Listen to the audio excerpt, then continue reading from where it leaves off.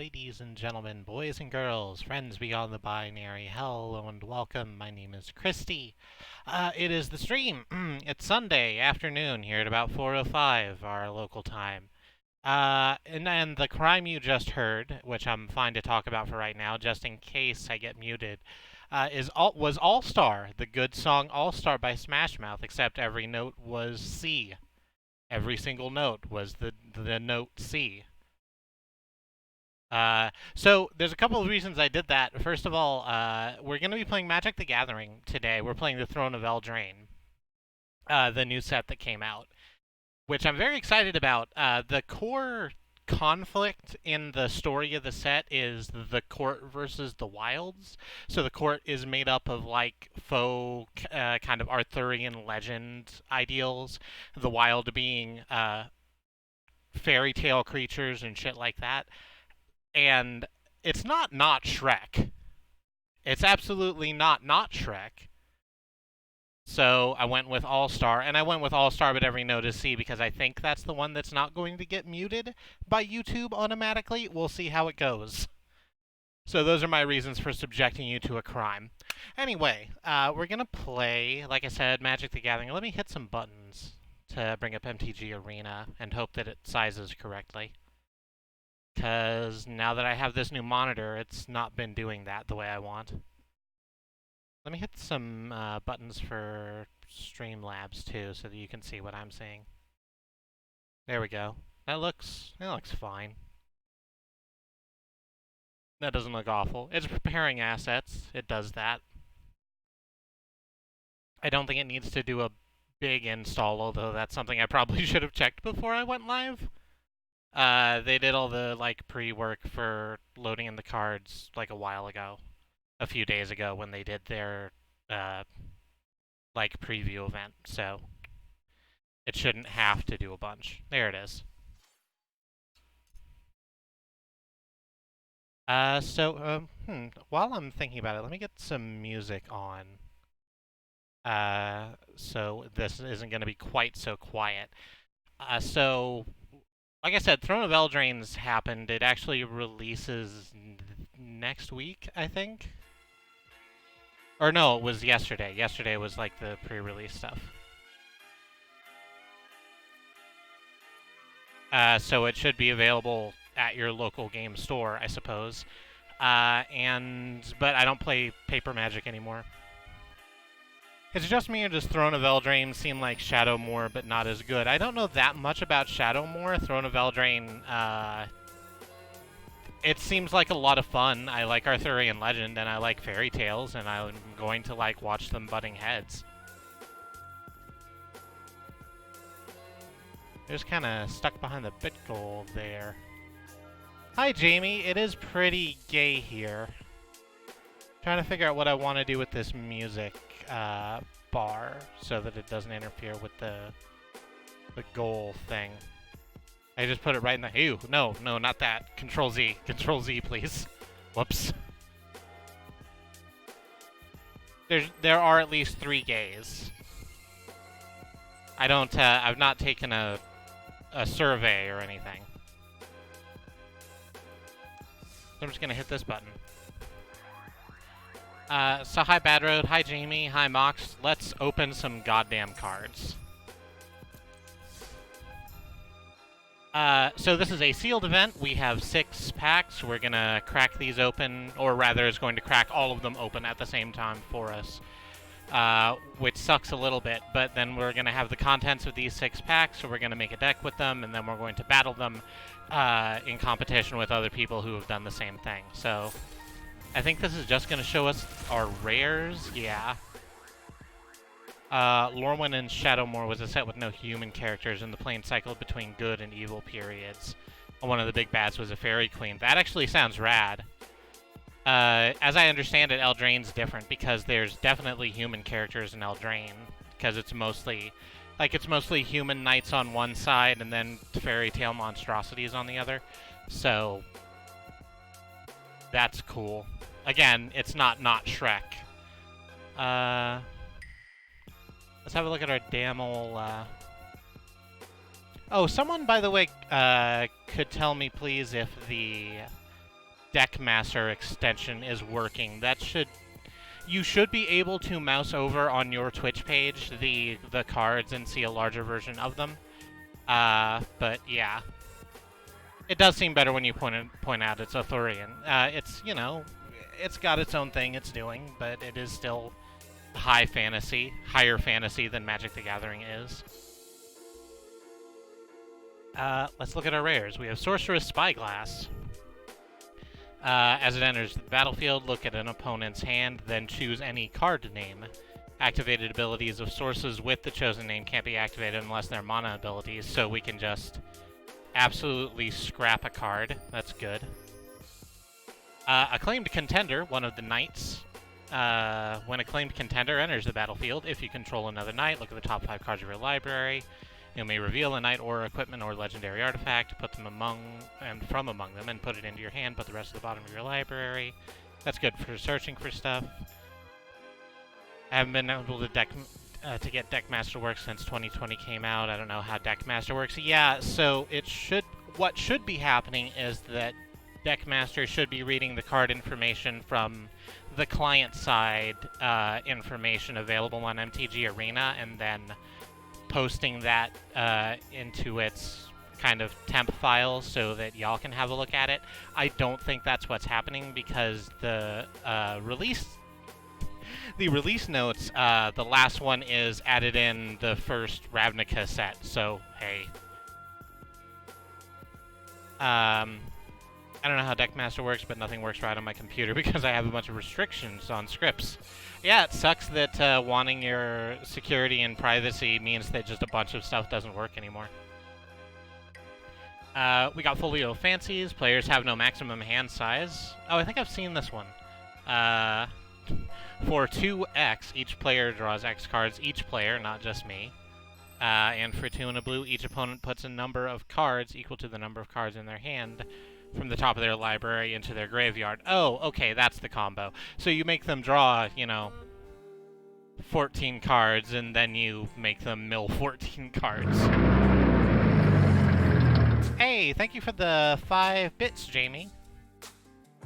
We very much appreciate when people throw bits at us. As a reminder, it is the last day of September, so if you feel compelled to throw more bits at us, we appreciate them regardless, but if you want to use the Firehouse sub sandwich moat, then we get an extra 10% of the bits you throw in.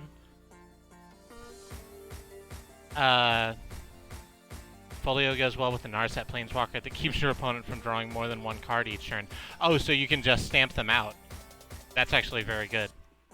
We did get a Happily Ever After, so let's see what that is. Whenever Happily Ever After enters the battlefield, each player gains 5 life and draws a card.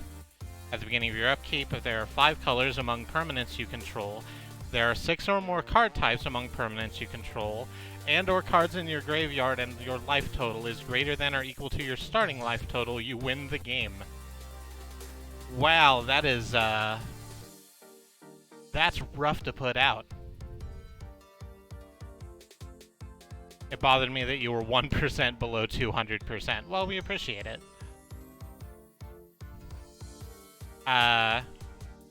Next to that is the woman in this card, who I'd not seen before, Linden the Stedfast Queen. A human noble. A 3/3 with vigilance. Whenever a white creature you control attacks, gain 1 life. That sounds rad. Look at her fucking sword. Look at this ruff on the back of her dress. That looks really hard to carry around. It sounds like a riff on Coalition Victory. It's very, what's the word I want? It's very Rainbow Coalition, right? You want a bunch of different stuff all at one time. Oh, we got Once Upon a Time and Happily Ever After. That's cute. What does Once Upon a Time do? If this spell is the first spell you've cast this game, you may cast it without paying its mana cost. Okay, that's rad. If you look at the top 5 cards of your library, you may reveal a creature or land, put them in your hand, put the rest on the bottom of your library. Okay. So that's just a quick way to shape your hand right at the beginning of the game, and you can do it for free. That sounds rad. Let's see what all we have to work with, because that was just our rares. We've got an entire We've got an entire set to work with.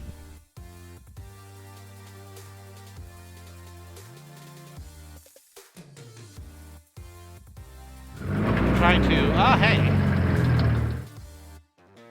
An extra 500 bits. So just jumping straight to 300%. What the fuck is today? Thank you, Jamie. We appreciate that a lot. It's a lot of truck happening, yes. I'm not going to argue. I want to have a look at what... I really want to play white just so I can play Linden. She's very cool. I don't know how many white creatures we have.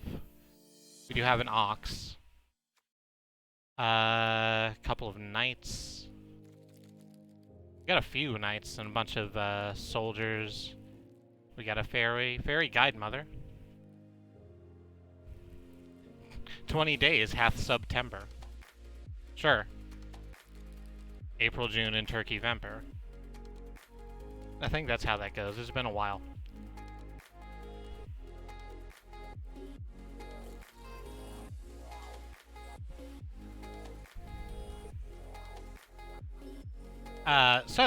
Adventures are a new type of card that's in Eldraine. I'm just reading this one. So, the adventure you can cast as just the creature, the 1/1 flying for 1, which isn't bad. Or you can cast the sorcery that's attached to it at the bottom left of the info pane as Gift of the Fae, a 1 for 1 and a white, and get and pump a creature for 2/1, and then it gets exiled, and then you can cast the creature part of it from exile. What the absolute shit? Quit being cool. This is too much cool, and we actually can't stand it. That's another 1,000 bits from Jamie. Thank you so much. That puts us at 500% of our fucking bit goal. That's not necessary. I don't even know how we got here.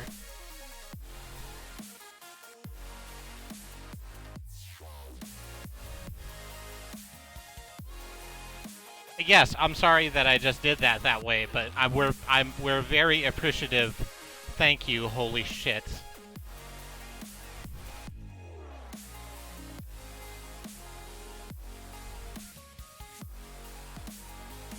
Okay, so in a 40-card deck, we can have like 10 pretty easily cast white creatures.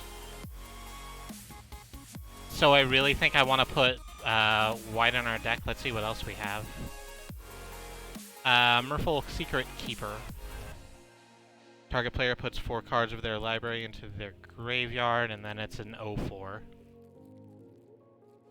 So that's just milling. I actually super hate mill strategies. I think someone else gave you 80 bits, and that's how you got here. Ah, that good old odd numbers thing. No, they gave 75, right? That makes sense. Overwhelmed Apprentice enters the battlefield. Each opponent puts the top 2 cards of their library into the graveyard. There's more mill. Corridor Monitors enters the graveyard. Untap target artifacts you control. There's Folio Fancies. We've seen that already. Charmed Sleep. It's just tap and doesn't untap during its controller's untap step. So it's Unbroken Chain or whatever it's called. It's Unbroken Chains for this set. That's nice. Queen of Ice, which does that but on a stick. Oh no, it's not permanent. This is doesn't untap during. This is doesn't untap during next, but it just locks people out. And then it can do that as a sorcery, and then you can bring it into play as a creature. So double your pleasure. Gonna be sad to reset that goal on Tuesday. That's an encouraging looking bar. I agree. Tome Raider. When Tome Raider enters the battlefield, draw a card. I like drawing cards. Whenever Mistford Turtle, a 1/5 target mountain can't be blocked this turn. Witch's Cottage, a swamp. When Witch's Cottage enters the battlefield tapped, unless you control 3 or more swamps. When Witch's Cottage enters the battlefield untapped, you may put target creature card from your graveyard on top of your library, so that's actually not bad, and we have 2 of them. I kind of want to keep that in mind. Can we make white-black? Is that going to be a thing that's useful? Cauldron Familiar enters the battlefield. Each opponent loses 1, you gain 1. Does the extension only work during the game, or did you disable it? It's on. It should be going. It's also not. It also hasn't been updated since the first of the 3 Ravnica block. So I think it's just dead as a thing. There might be another one that also does it, but I didn't look into it in time to make that happen. I presumed this was going to work, and maybe that was a failure on my part. Epic Downfall. Exile target creature with converted mana cost 3 or greater. Yeah, that said, if you want a closer look at a card, I'm happy to hover over it for a second. I'm seeing most of these for the first time. You should make it 750 for October. That is, deeply fresh. I don't know if we can justify that.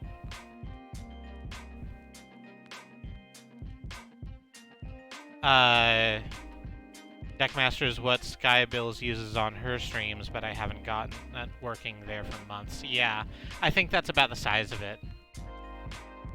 Here's Bell of the Brawl, which is the best named Magic card in this set. Human Knight with Menace. When it attacks, other knights get +1/+0. We actually have a bunch of knights in white, so that could help us. We also have Lochthwain Paladin down here, so more knights on the black side. It's got Adamant, which means that if 3 black mana was spent to cast this spell, Lochthwain Paladin enters with a 1/1 counter on it, so we could turn that into a 4/3 with Menace, which sounds pretty rad.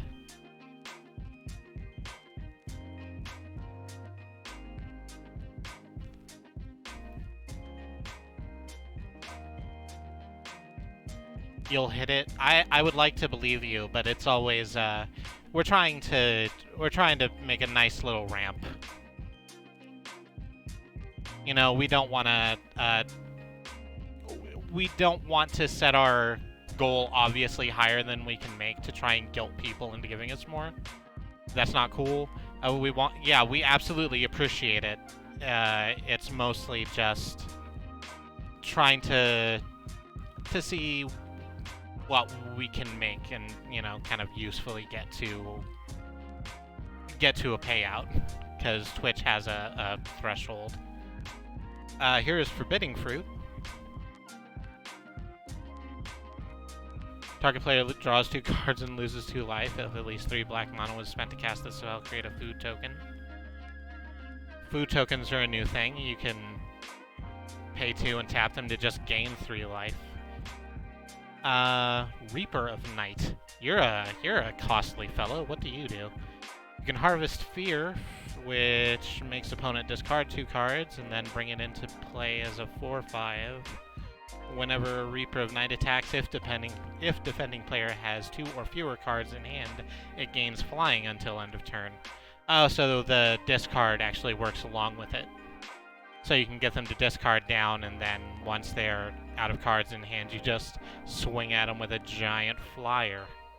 That sounds fresh. We've moved into red. Red cap melee deals 4 damage to target creature or planeswalker. If non-land permanent is dealt damage in this way, you sacrifice a land. So, don't know how I feel about that. Don't like the idea of sacrificing lands.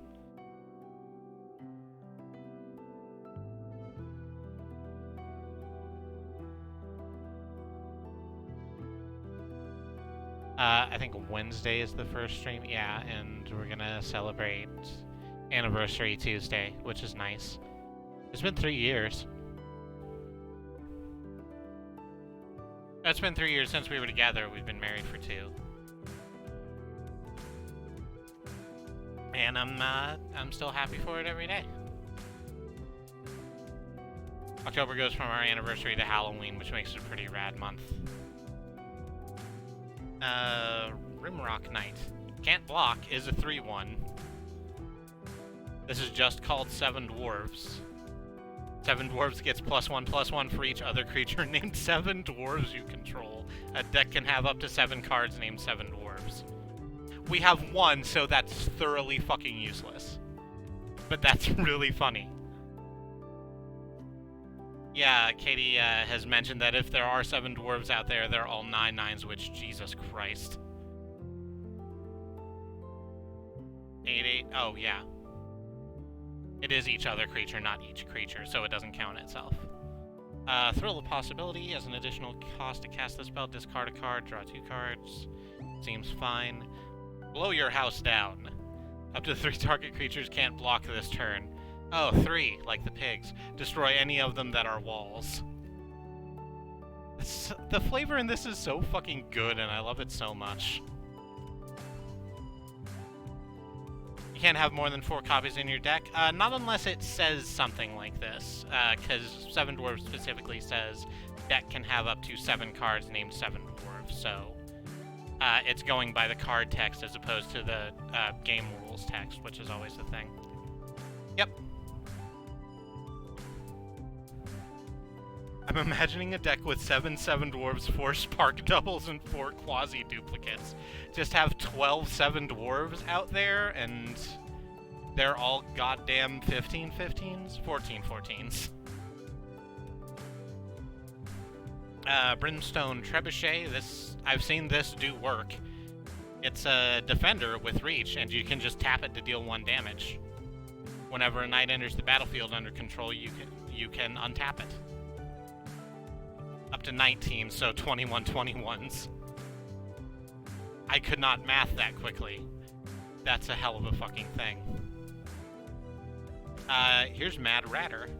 It's a 1/2 goblin. Whenever you draw your second card each turn, create 2 black rat creature tokens. Look at how cute the rat is. Those are adorable rats. A little more Templeton, a little less, you know, any other Magic the Gathering rat. It's shaped like a mutant mouse more than a rat, yeah. Ogre Errands. Whenever Ogre Errand attacks another target attacking knight gains menace until end of turn. Searing Barrage just deals 5 damage. It's got adamant, so it can also deal 3 damage to the creature's controller.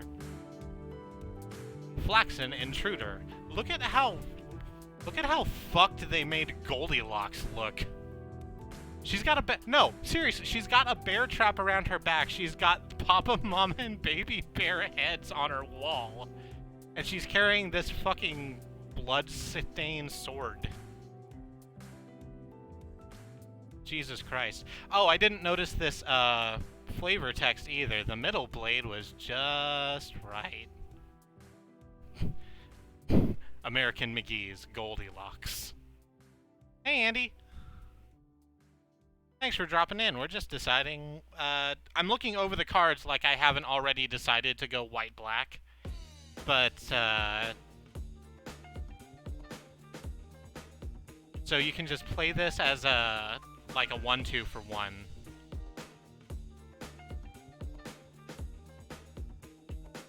That destroys artifacts and enchantments when it dies. Or you can play it as a sorcery first for 7 and create 3 bears. That's pretty good. Marrow-Leaf Rider, sacrifice a food, target creature blocks Marrow-Leaf Rider this turn, a fable. Oh, so it's a decoy. I like those. It's a 3/1. You can just use it to smash people. Here's Once Upon a Time, we saw that in our rares. Rosethorn Acolyte.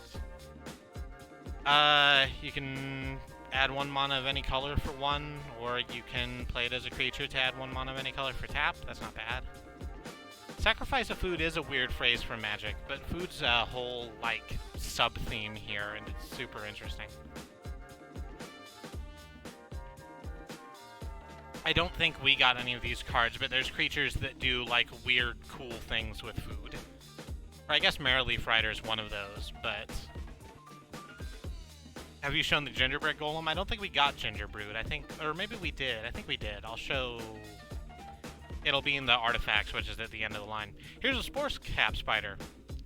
It's a 1/5 with reach. That's just a good old spider. Kills things in the air. Fierce Witch Stalker. Trample when Fierce Witch Stalker enters the battlefield. Create a food token. Once in Future. Oh, here's the Arthurian stuff.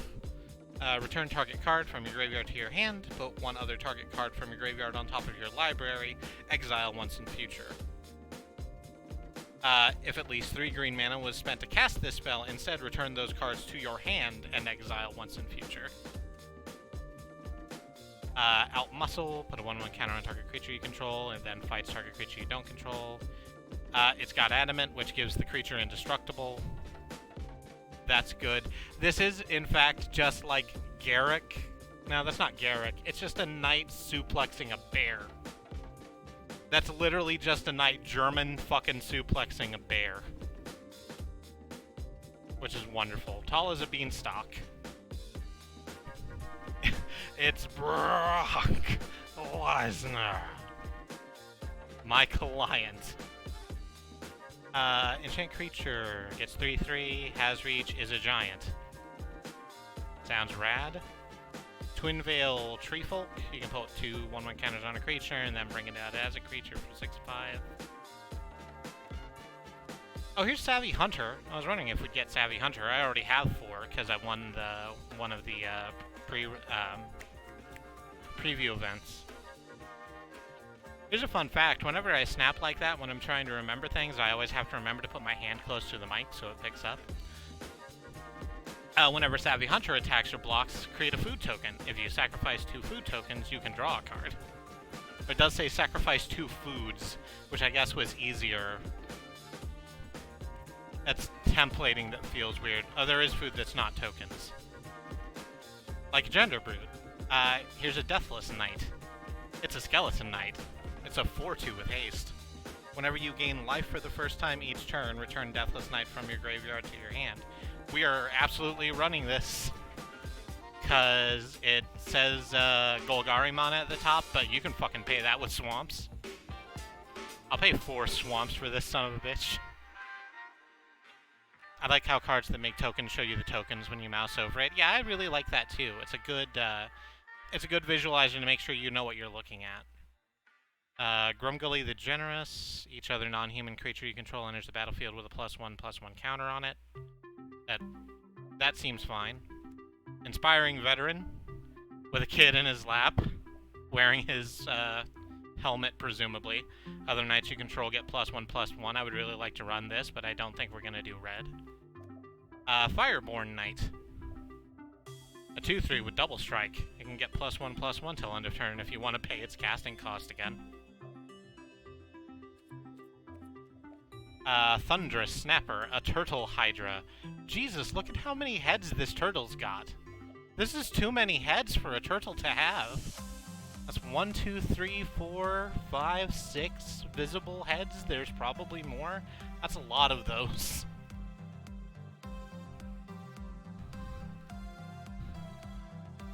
All heads and no neck, the perfect Hydra.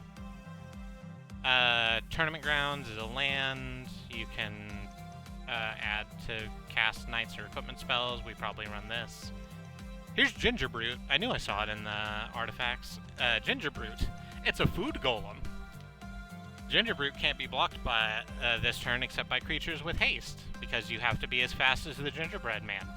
Sacrifice Ginger Brute, you gain 3 life, which is the food thing.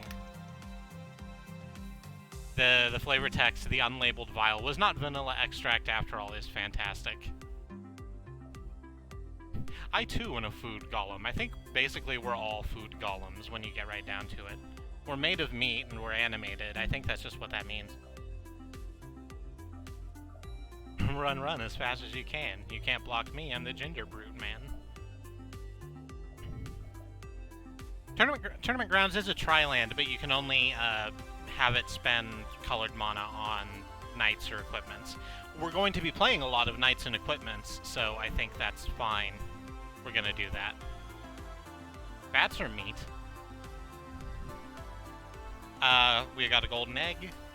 When Golden Egg enters the battlefield, draw a card, or you can sacrifice it to either gain 1 mana of any color or 3 life. We've seen Sorceress Spyglass already. Here's Hedgewalker. Hengewalker, not Hedgewalker. He's not fucking up your garden, he's coming through an ancient portal. It's very different and important. If at least 3 mana of the same color was spent to cast this spell, Hengewalker comes to the battlefield with a 1/1 counter on it, so a 3 for 3 for 3, that's not awful. Signpost Scarecrow. 2/4 with Vigilance. You can pay 2 to add 1 mana of any color, so I guess that's fixing if you need it. Weapon Rack. Enters the battlefield with 3 1/1 counters on it. You can tap to remove a 1/1 counter from Weapon Rack onto target creature. Activate this ability only any time you could cast a sorcery. Yeah, sure. That's actually not bad. I think we have that also. Prophet of the Peak. Artifact Creature Cat. Scry 2. It's a 5/5 for 6. Probably not that. Did they make token a super type now? Yeah, they kind of had to. Because there's too many things that reference tokens and they want to be very clear as to what that means. So, like I said, I was going through all the cards just kind of to see what they were. We're absolutely playing white-black.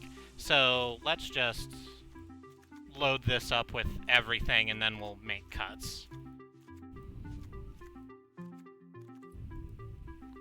There's 2 Witches' Cottages, all of this stuff. Oh, I probably don't need 3 Reaper of Nights. That's probably going to get cut down to 1. Here's Deathless Knight, which we can use with red mana. Here's Fireborn Knight, which we can use with white mana. Tournament Grounds is fine. We actually got 0 equipments. So that's cool. Let's go with Weapon Rack, Golden Egg, Ginger Brute just for the fuck of it. I was looking away. What's a Deer Cat? This Prophet of the Peak. It's a 5/5. It scries when it comes in. Seems fine. Yeah, we have 4 Reaper of Nights. We do not need 4 Reaper of Nights. That comes down to 1. What else can we get rid of? Oh, I put Happily Ever After in here. We absolutely can't use Happily Ever After because we're not playing a 5-color deck, so we can gain 5 life and draw a card on it, but then so can our opponents. I don't think that's worth having. Linden we're keeping. Bell of the Brawl we're keeping. We need to cut 8 cards.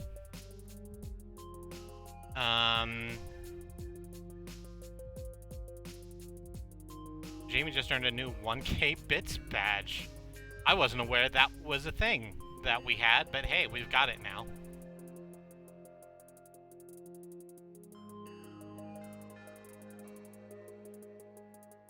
Sue said she might do custom bit badges, but there are a lot. I also don't know what they would be. I don't know if we need 2 Fairy Guide Mothers. I say as someone who absolutely loves cheap-ass creatures. Cauldron Familiar. Each opponent loses 1 life and you gain 1 life. And sacrifice a food, return Cauldron Familiar from your graveyard to the battlefield. I don't think we have food creators. We have Ginger Brute and Golden Egg, and I think that's pretty much everything as far as food stuff goes. No, Bartered Cow creates a food token when it dies or is discarded. I don't think that's enough foods. I don't think it makes magic beans. That is pretty good. I really want to run Ginger Brute. I don't think I need to. We'll come back to that. Flutterfox. So I've seen the art for Flutterfox before. It's a 2/2, and as long as you control an artifact or enchantment, it has flying. I take issue with these fucking wings. Because they're just on the, like, hind feet of the fox. And it seems like that's... I understand that it's magic. A wizard did it, and I get that a wizard did it. But it does seem like the fox would just kind of be flailing its upper body, trying to, like, stay level and see where it's going.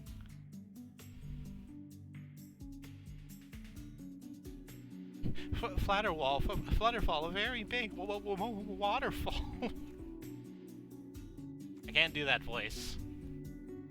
I'm very happy you did. Return target permanent you control to its owner's hand. It's good for stuff with, like, enter the battlefield stuff, but I actually don't think we have a lot that enters a battlefield.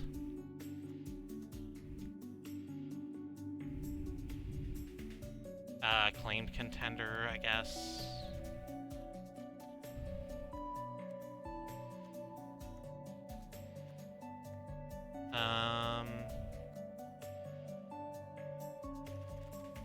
Yeah, so I don't think we need that. Silver Flame, Squire, target creatures gain +2/+2 on tap until end of turn. I actually really like effects like this, where you go shields down, and then they're like, haha, I will get in some free damage, and I'm like, surprise, motherfucker. Trapped in a tower, it just freezes people, I think that's good. Youthful Knight. Jamie has given another 75 bits. I don't have words anymore. I'm excited and overjoyed.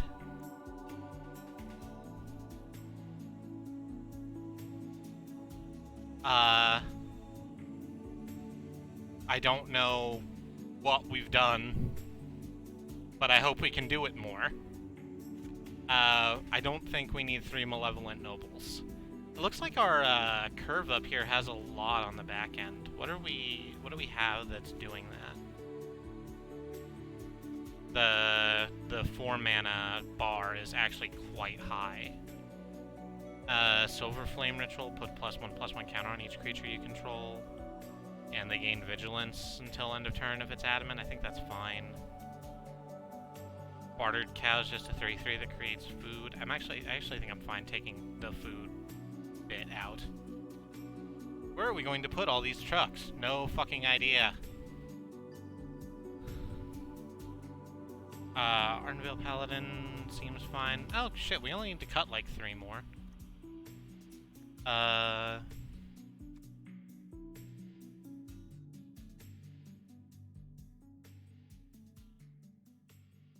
That's dump for Boding Fruit. I want to keep as many knights in as I can. I really want Reaper of Night, but there's no way to, like, make my opponent... I don't have a way to make my opponent discard cards as opposed instead of Reaper of Night itself. So maybe that's not useful. On the other hand, it's still a fucking 4/5, and I can maybe just get to the point where they don't have cards in hand by making them play stuff. 2 more cuts. Malevolent Noble. Sacrifice an artifact or another creature, put a 1/1 counter on Malevolent Noble. I don't have a way to make, like, tokens or anything that's going to make that super useful. Like, I can sacrifice things as opposed to, like, chump blocking, so I guess there's that. Or I can chump block with things and then sacrifice them instead, which does the same thing and puts a 1/1 counter on it, but I don't think I need that. So let's just get rid of that. Here's our deck. It's 40 cards. It's white and black. It's got a lot of knights. We'll see how it goes, I guess.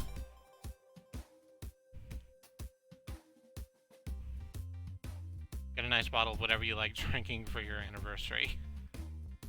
Twitter, it pays. Mostly in abuse, but also in money.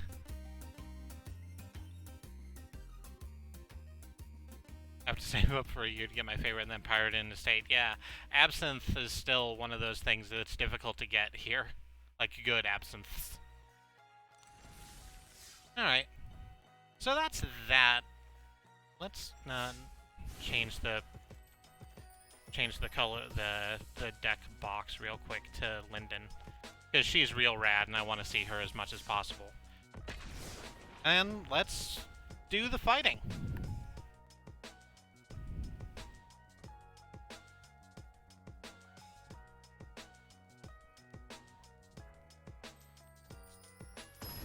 So now that I'm done staring at cards, how's y'all doing? You having a good weekend?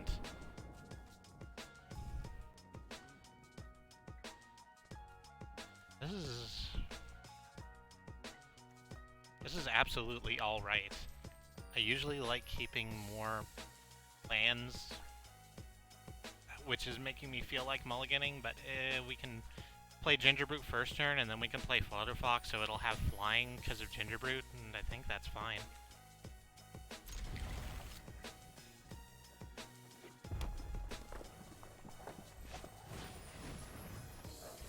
Weaselback, Redcap. You can get 2-0 until end of turn. That's fine. Hello! Here's my good friend the Gingerbrute. I can't attack you. Because you will kill my Gingerbrute, and I need that.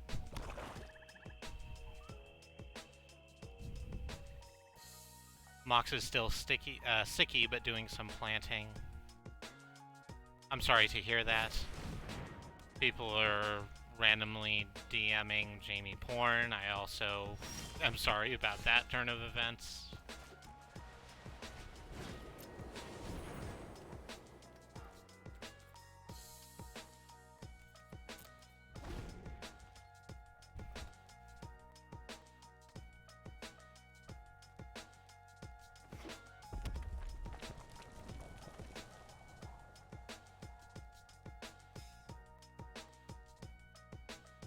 I guess I'm also sticky. You know, that's just kind of a thing that happens.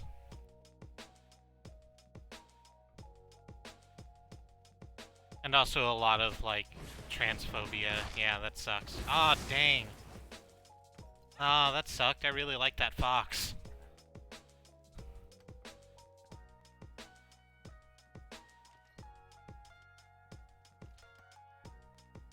Yeah, Twitter's just absolutely the worst. No one likes Twitter.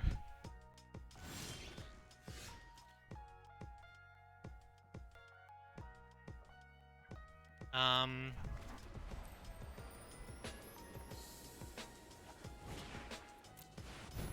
just dump Linden out there and see what happens. She can handle it. She's frontline. She's got vigilance. They don't have a second swamp for murder. None of that does sound like it was worth $300.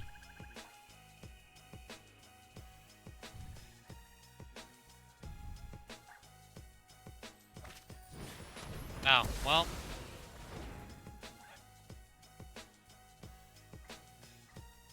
That's unfortunate.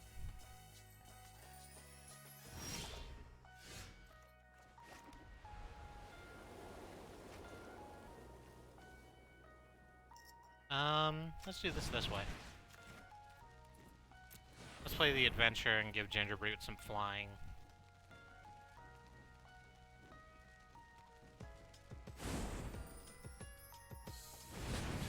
And then just go ahead and pay the one to put Fairy Guide Mother out.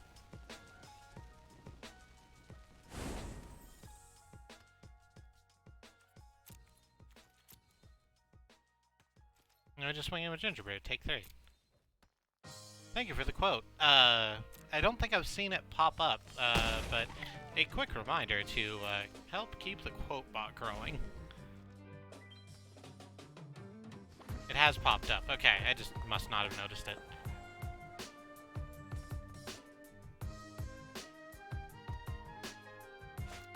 Mad Ratter. So you're gonna want to try and draw cards, but...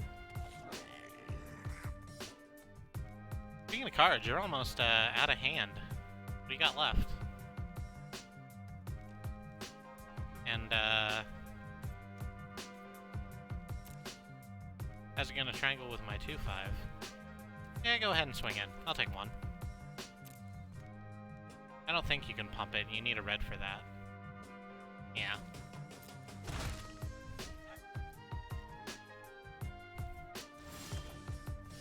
Here we go. Oh, hey, Tournament Grounds. You showed up. Good job. Okay. add quote literally a bunch of things. That's not how that works, but thank you. We're gonna pay the adamant cost on Arden Vale Paladin. It's a 4/6. What the fuck?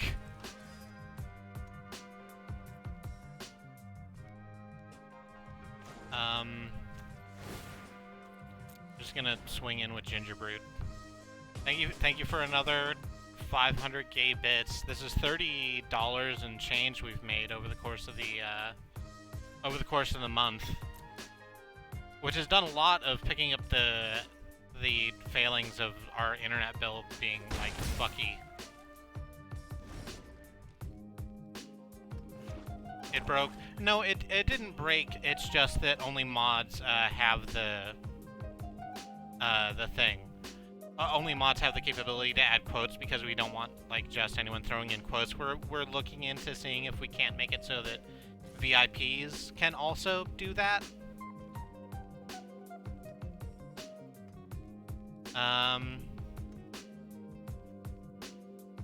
Okay, I refuse to believe that you can pump that by 5. Oh, but you can't give it Death Touch. That's good.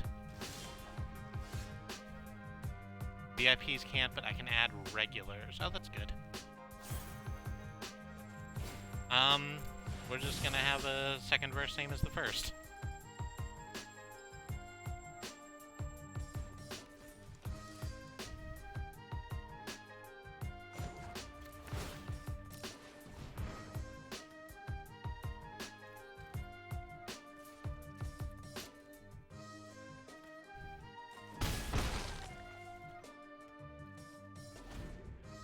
It is kind of a pain to deal with the regulars list. You know, Streamlabs has a lot of really interesting features, not all of which are fantastic. Mr. Bathrobe just discovered the Firefox screenshot feature. Oh, good.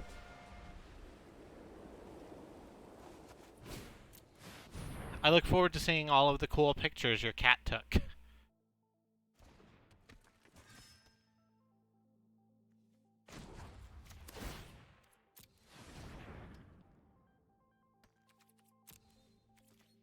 Next to attackers, and you have no cards in hand, so we're just gonna swing with everything. And you can block the Paladin with your 1/1, but then you lose a 1/1. Oh, is that +2/+0? Oh shit, you can pump that enough to kill the Paladin. Oh, whoops. But you chose not to, which makes sense.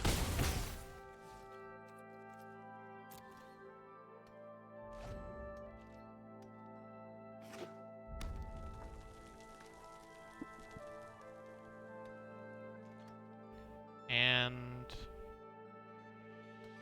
now we're gonna see if you see this.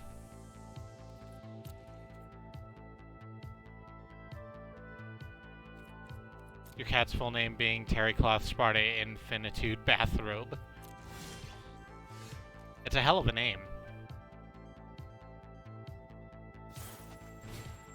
I'm just gonna go ahead and pay the adamant cost for this. And pay the haste cost for that. And then just swing with everything.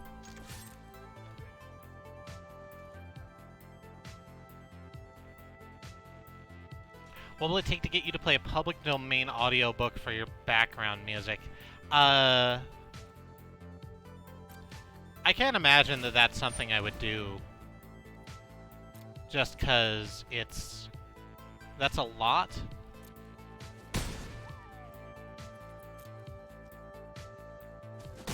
It's the conquest of bread. Like the musicians, or...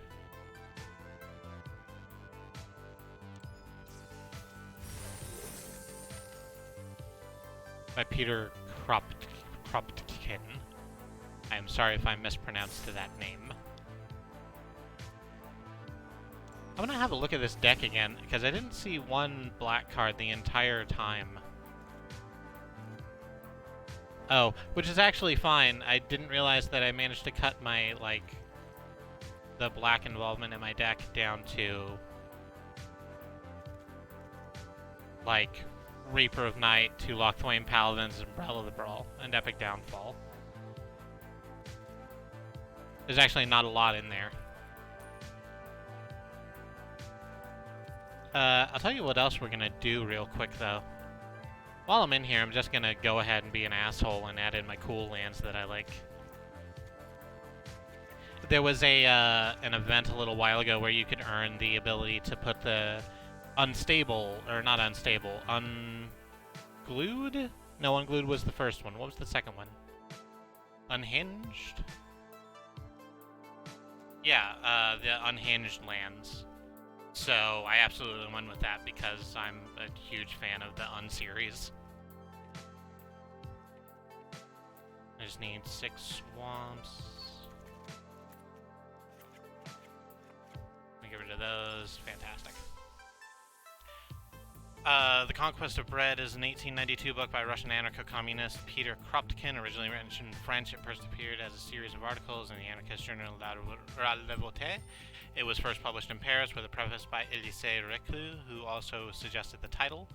It was then serialized in part in the London Journal of Freedom, of which Kropotkin was a co-founder. That doesn't sound like something I would put... That sounds like a good book. It sounds like something I'd be interested in reading. That's not something I would do for the stream, because I try to keep the streams, like, fun and breezy and, yeah, less directly political. As a trans woman, quite a lot of my life is political, and quite a lot of my excess time is spent looking at things to make sure I'm not going to have horrible problems in my life all the time.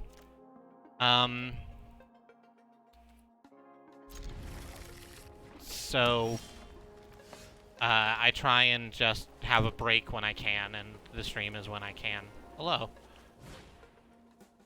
Here's my good friend, the man Ginger Brute. Or the person Ginger Brute. I guess they're not specifically gendered. Let's grab this. And sure, throw in Flutterfox.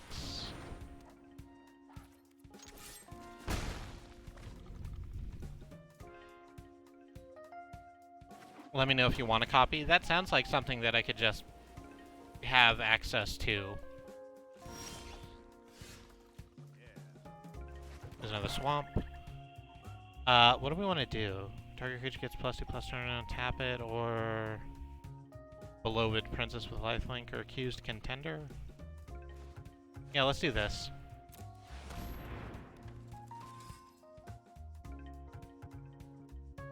Oh, I don't control another knight, so that actually doesn't do anything. Fantastic. Good job, me. Really, really thought about that one through.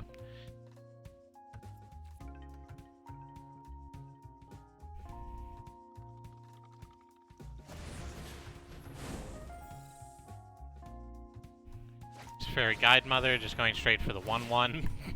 And then turning it into a 3/3 elk, because that's the better thing to do. Fucking whelp.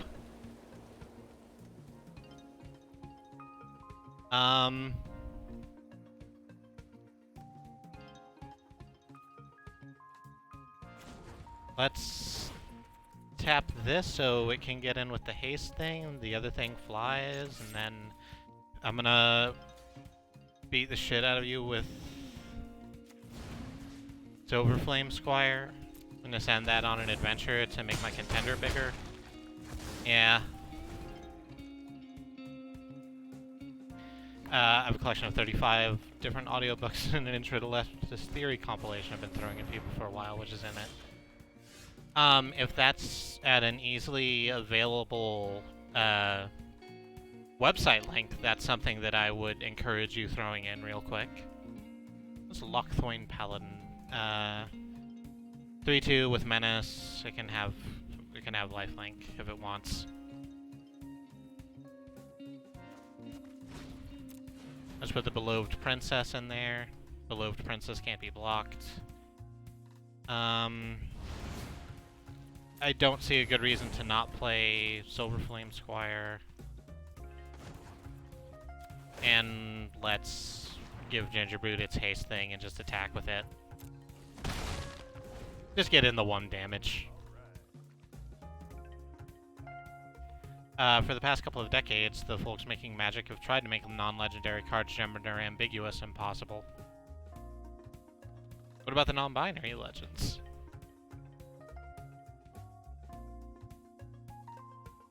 I'm not sure if there's non-gendered legends. Even Karn is clearly coded male despite being a lump of rock. Yeah.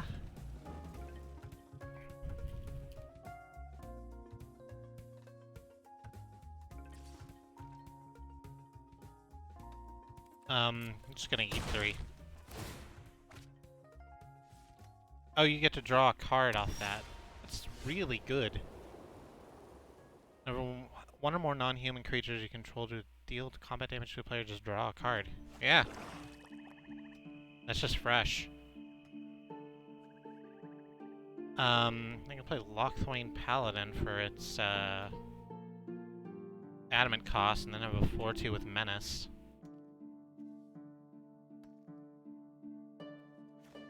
But I'm not going to do that. I'm going to play Silverflame Ritual instead. Yeah, there we go. And then give Gingerbrute its haste thing. Ashiok probably is non-binary, because Ashiok just looks like a fucking hellcoat.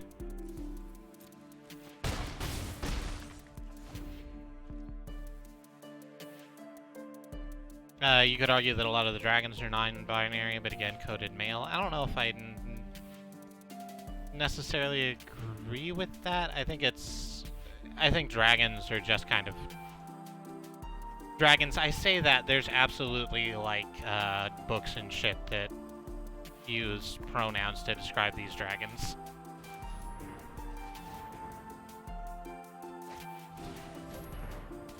Charming Prince. Gain 3 life. Alright. It's just a 2/2. How charming is he? I don't know. He honestly doesn't look that charming to me. He looks like he's kind of like... He looks like a guy who's gonna end up being a problem. Hell are you? Rosethorn Halberd.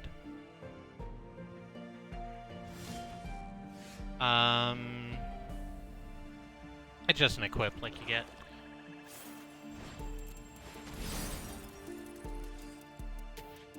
Pay the adamant cost for Locthwain Paladin. Do that with Gingerbrute. Do I just swing with Gingerbrute? Yeah. I'm just gonna get in too.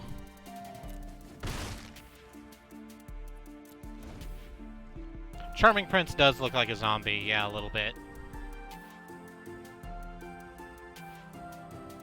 Please don't publish or share this link. That's my boyfriend's server, and I don't know, he can handle too much bandwidth. Well, it's not like we're popular enough to really make that happen. So it's just gonna stay where it stays. The Great Henge. Tap and add... Tap to add to thing and gain 2 life. And whenever a creature enters the battlefield under your control, put a 1/1 counter on it and draw a card. That's a very good card. No wonder it's fucking mythic. No wonder it's called the Great Henge. Oh, now, this Bear Knight has some reach and a bunch of shit. Yee. Welcome back, Andy. We've been going for a little while. Here's Ardenvale Paladin. That's pretty much all we can do. So we might as well.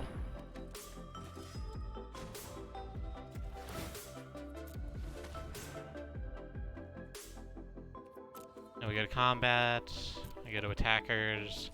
Swing one with the unblockable 2/2.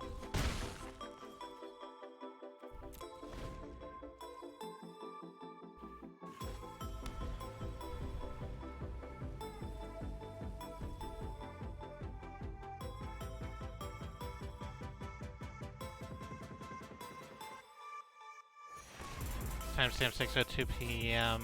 A minute 1 into the VOD. What's going on right now? Oh, someone timestamped that so we can delete it out of the YouTube file. Yeah, we can do that. Oh no. Welp.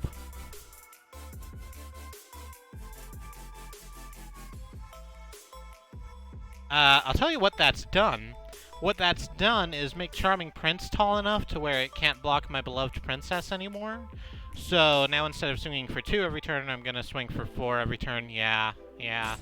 Sorry, bud.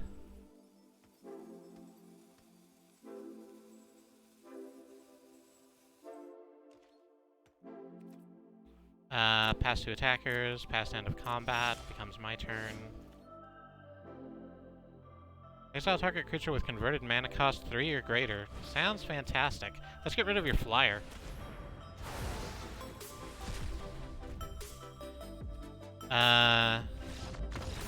Yeah.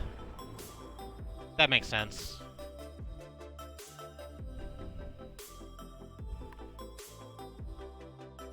Yeah, it's a whole... I feel bad.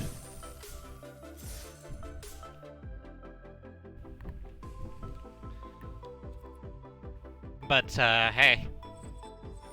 I'm, doing a lot better with this deck than I thought I was gonna do, so I'm pretty happy.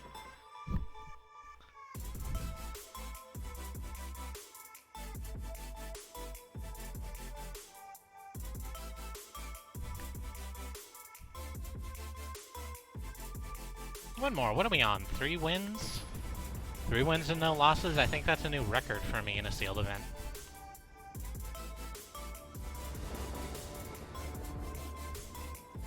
Ooh, hey, it's the first time we've seen Witch's Cottage show up for work. We're kind of gonna have to hang on to that unless stuff gets weird.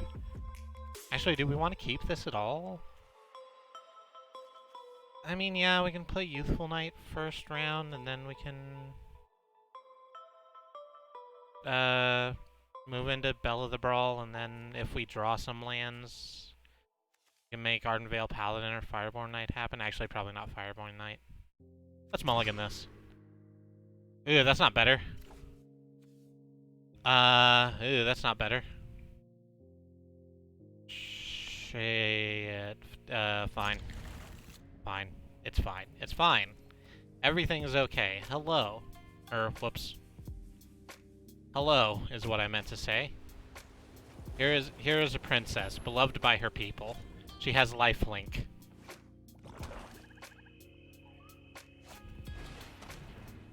There's a shitty cat.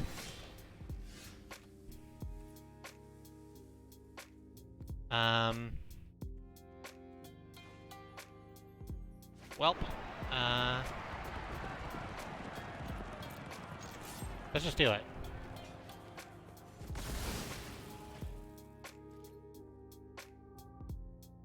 Huh, that's a sorcery, not an instant. I was thinking I could,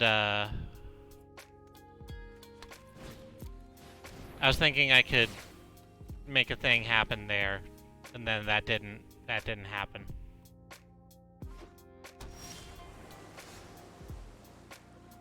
Yeah, fuck that up. Feels, that's not a good time that I just had.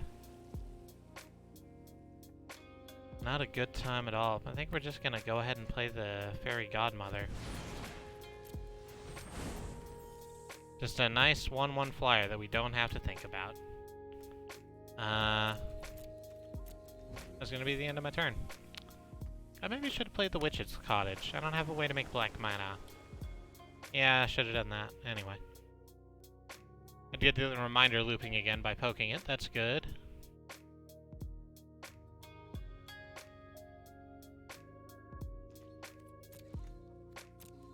Past the end of combat, so I don't know what you're holding. Makes me nervous. So let's just get Battle of the Brawl out there. Still a fantastic name. And now you're going to, like, disenchant it or something. Yep, there it is.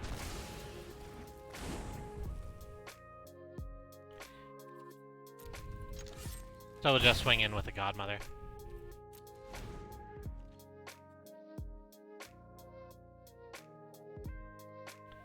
Bella the Brawl is a very good name.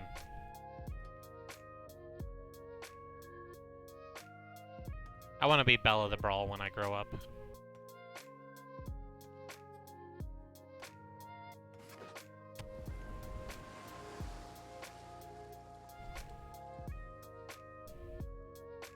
I'm digging on this music. I'm starting to get the feeling like I'm about to be handed my first loss, but that's fine. I got a pretty good ways in. No, I can't actually play Lochthwain Paladin. Oh well.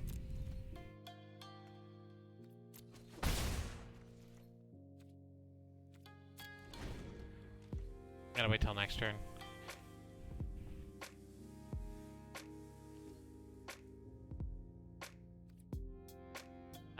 Pass to attacker.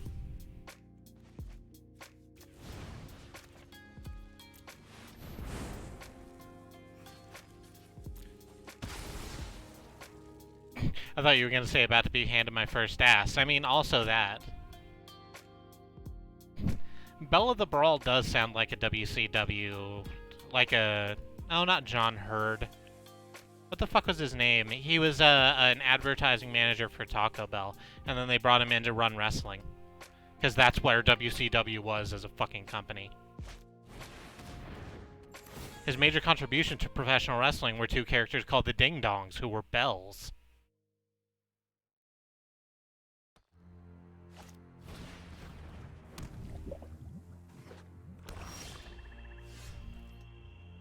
I wanted to run a World of Darkness game set in Georgia with a female biker gang called Hell's Bells for antagonists.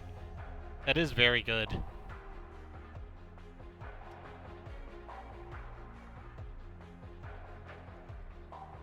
There's Lochthwain Paladin. Oh, it's saying that if I sacrifice the golden egg, I can get an extra black out of this to get its enchant cost, but I don't think I want to do that. I think I just want to Epic Downfall the Tome Raider. This is gonna be the slowest fucking match of Magic the Gathering I've played in a while, I think.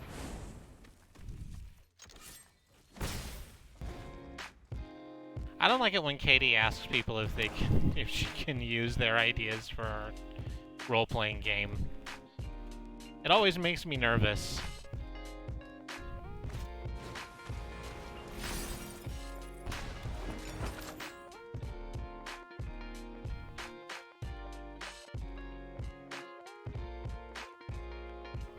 Where you gotta go? Come on. You got a whole bunch of blue up there. What are you gonna do? Sacrifice for food. Oh, from the graveyard to the battlefield. I didn't realize that. I thought I went to the hand. Oh, whoops. That's not great. It's fine. You know what? It's honestly fine. Weapon rank is just target creature. Yeah, it's just target creature. It doesn't, it's not... It doesn't have to be a knight to get the 1/1 counters from weapon rack. So I think we're gonna do that. We're gonna dump a 1/1 onto Silverflame Squire and then swing in. That's assuming we don't get counterspelled right here. Which, it's stopping like we're about to get counterspelled right here. Nope, there it goes.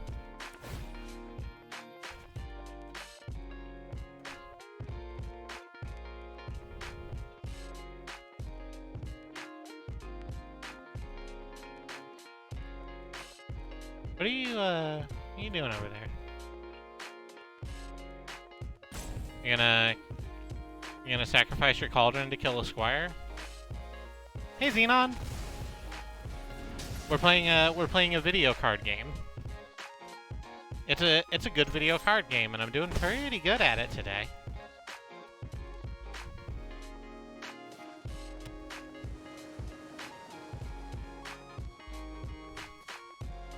I've been having a really good, it is called Scaldron, which is fantastic.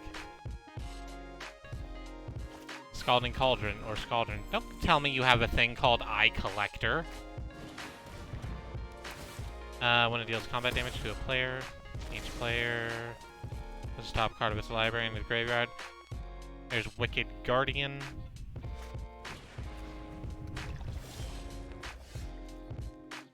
There's an equipment that I don't need to worry about right now.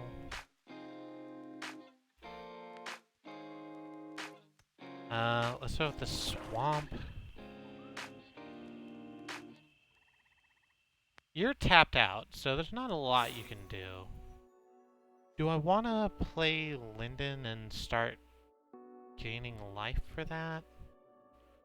Because I could play Linden and then gain 1 when Fairy Godmother rolls in for 2.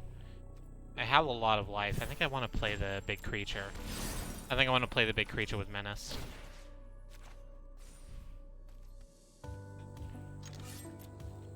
And we swing in with the 2/2. Wicked Guardian, like Wicked Stepmother, but gender neutral. Yeah. It's a rather, There's also not Cinderella out there in the background mopping up the floor.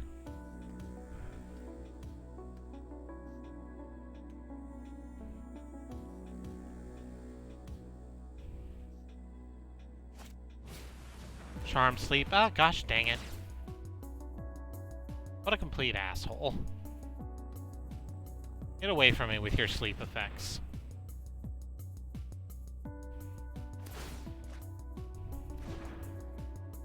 Opt to draw a card. When you draw a second card each turn, you can just attach Mantle of Tears to something without paying its equipped cost. That sucks. There's 6 damage coming at me. And I put a card into my graveyard. That's not fantastic.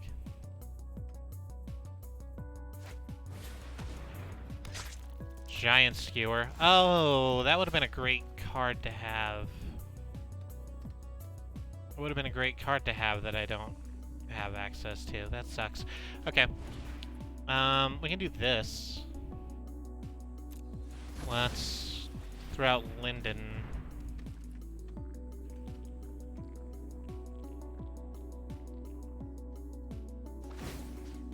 And I think we're just gonna give Fairy Guildmother another...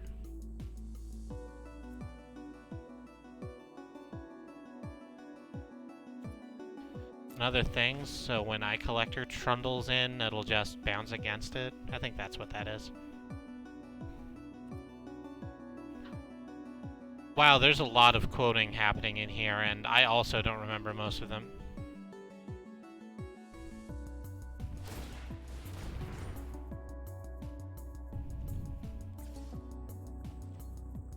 Ooh, that's more shit. I'm just gonna go ahead and take that damage. Which sucks, but I guess that's where we are.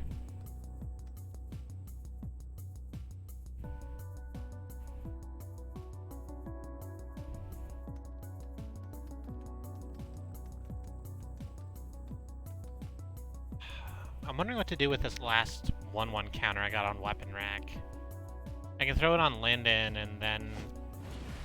Oh, well... Okay.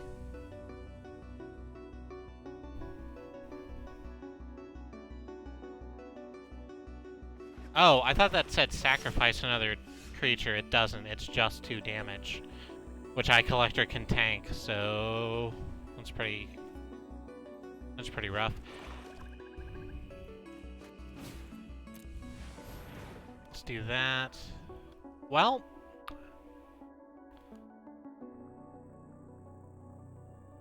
Well, see, now, if we use our last weapon rack charge, then Flutterfox isn't going to have flying anymore, so all it's going to be good for is, like, blocking Wicked Guardian.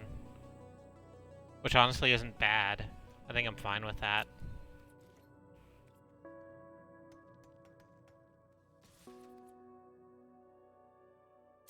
Let's just swing in with Fairy Godmother and gain a life.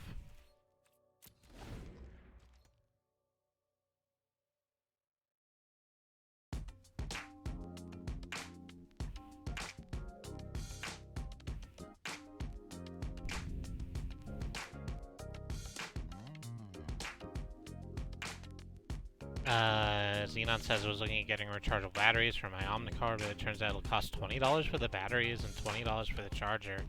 Jesus. I mean, I guess the Omnicord is a specialized piece of equipment, right? So maybe I'm not surprised that that's what it's like, but...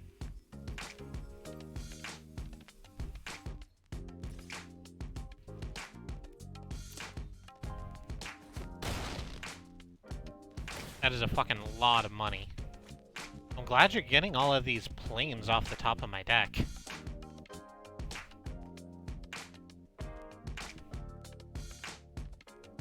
It was made in the late 80s, so it needs 8 C batteries. Holy shit.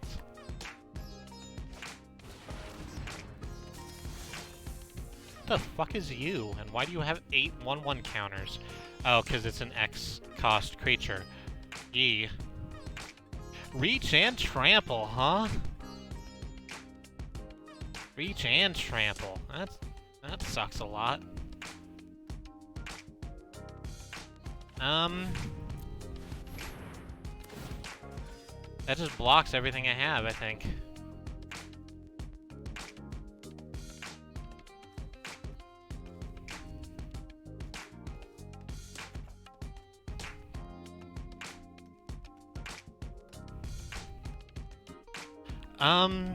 I could swing in with my 2 flyers. One of them would die, the other one would deal 2 damage. I would gain 2 life. And then I would eat 4 and get stomped with. Yeah, I've just lost this one. Unless I can find a way to get rid of Stonecoil Serpent, I'm just, boned. Yeah, I'm just not gonna attack and see if I can't, make some stuff happen on the blocks.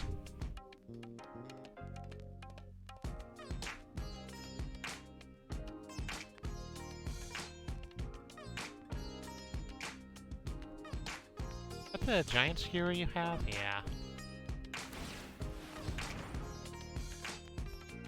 Ooh, yep.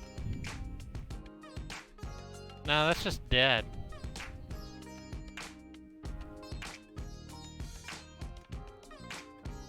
Like, if they swing in with Stonecoil Serpent, which they're absolutely going to, I can block with 3 of my creatures and kill it. It still does 1 damage to me. Also, I lose 3 creatures, and then they just swing with everything next turn.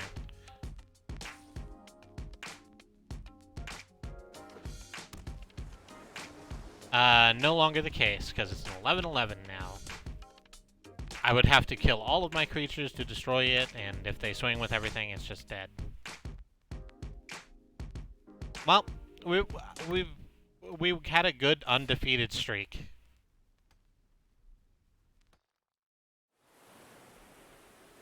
But I think that's just coming to an end.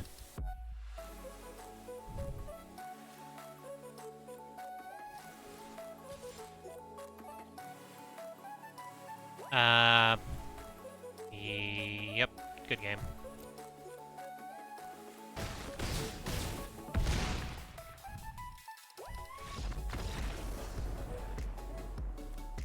It is good to see people have fun with the quote bot. There's a lot in there.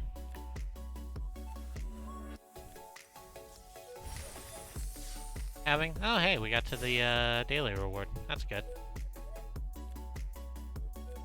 I suspect you play other people with the same record in your current draft, so if you're 4-1, your opponent would also be 4-1. That makes sense. I'm not certain that's how it works, because sometimes I just come in and get absolutely fuck-ass dumpstered. There's probably enough concurrent players to make that useful.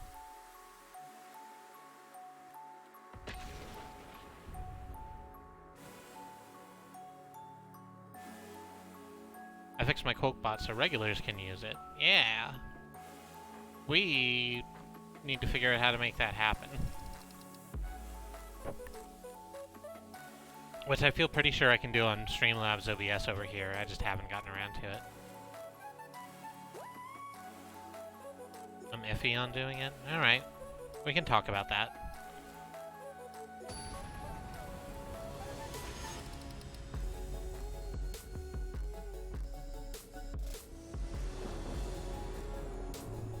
Hey, we're fighting another Fibbleflip. Ew, this isn't a good hand. Have to wait 3 turns to play Bella the Brawl, and then can't cast Deathless Knight or Fireborn Knight at all. Yeah, we're mulliganing that. Here we go, much better. We have a curve and everything.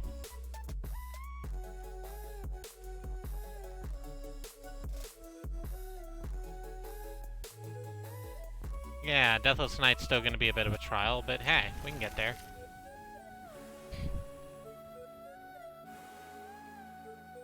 Actually, since we have to dump a card anyway, let's just go ahead and dump Deathless Knight. You're on the bottom, friend, I'm sorry.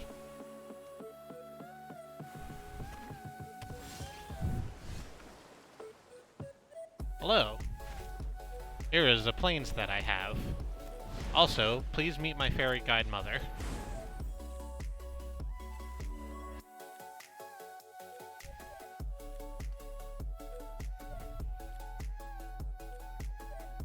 Oh no, not... Oh no! She was already tiny! You don't need to put her in a jar! Why are you putting her in a jar? That's not a cool thing to do. Whatever. Here's Wonderwall. There. Send a message. Gain 1 life by being hit with a -1.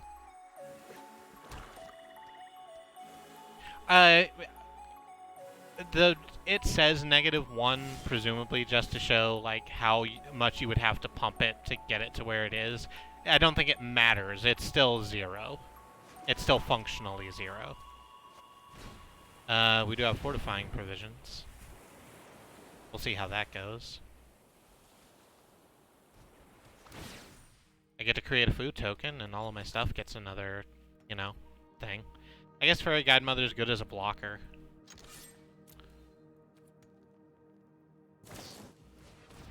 Quit making my shit tiny, you dickweed!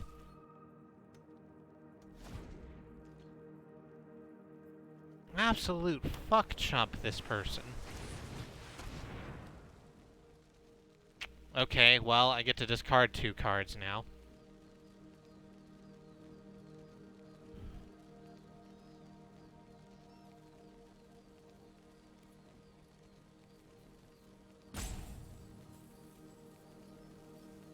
That sucks. Well.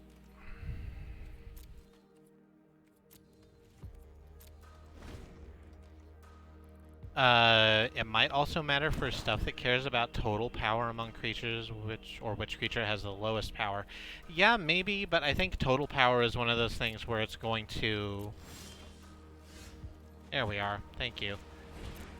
I think total power is the situation where it's going to, like, again, just function as a 0.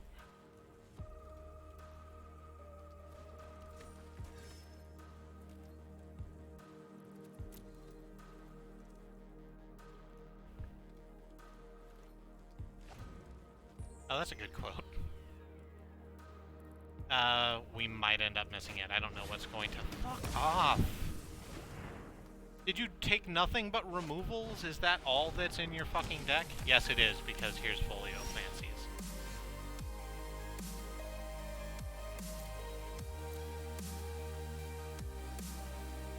Here's a no fun deck, everybody.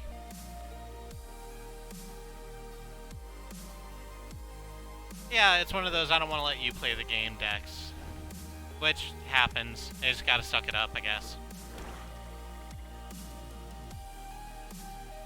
I might build a Galta deck to test the -1 versus 0 thing in a bot match, yeah.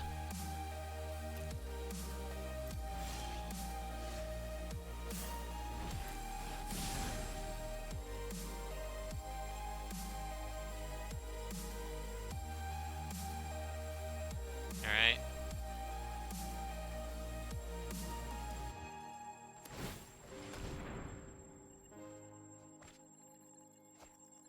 Oh, congratulations, you've gotten rid of my Trapped in the Tower, which will negative out the creature that you're never going to play.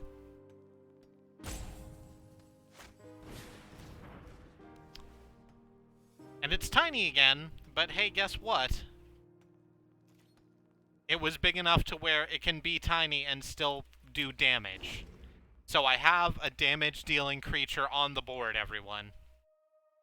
We can get there. They're on a 20-turn clock.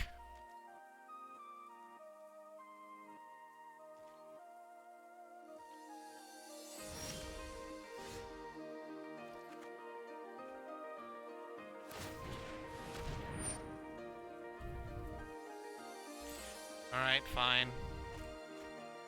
Here's your goddamn mill strategy, you prick.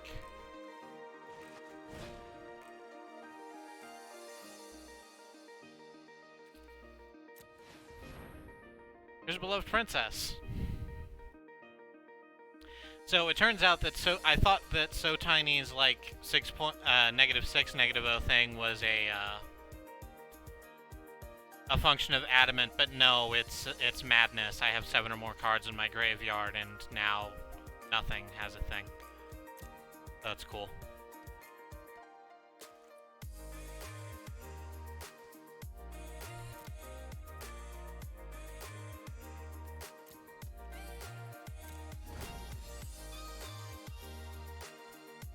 Is a Beloved Princess card just Alice? Of Wonderland fame, or of SquirrelLily.com streaming? Of Lizard fame? I mean, she's not lizard enough to be Alice, but apart from that... Yeah, she slides right under big creatures and has lifelink. These are things I associate with Alice. Yay. There's more lands that I can't use. Hot job. There's a Flutterfox. It's got flying, currently. I'm probably never going to get rid of this food token, because you're not dealing any damage to me. So why bother?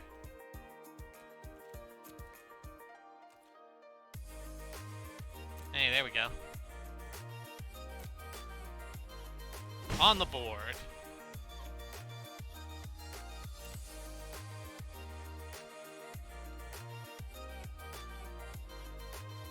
Is this a fairy tale themed game? So Magic the Gathering has a lot of, like, Magic the Gathering releases a new set a few times a year, and each set has its own theme. We just got out of the Ravnica series, which is about a planet-wide city that's being attacked by an invading force from another plane, which was really cool.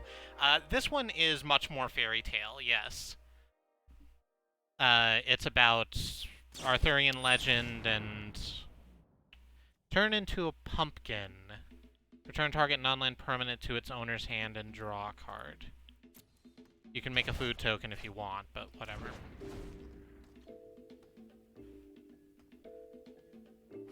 Yeah, so we just got out of a new Ravnica block, and the new set is Throne of Eldraine, which is a lot of grim fairy tales and swords and sorcery. My ex really likes Magic since we broke up. I haven't really followed it. I'm sorry that it has bad connotations for you, but it's a good game. I think Magic the Gathering Arena has done a great job of being an accessible piece of Magic the Gathering.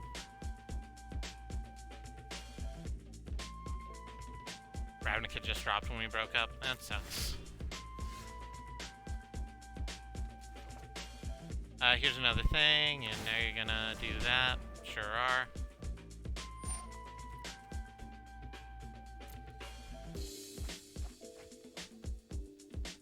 Just gonna mill me out. You drew you drew fucking Folio of Fancies and decided that was the only thing you were going to do today. So here's Weapon Rack. Gonna give my beloved princess a 1/1. She and I were together for a decade. My friends in high school loved it, so I followed it more or less up until then. Anyway, here's Weapon Rack strums guitar tunelessly.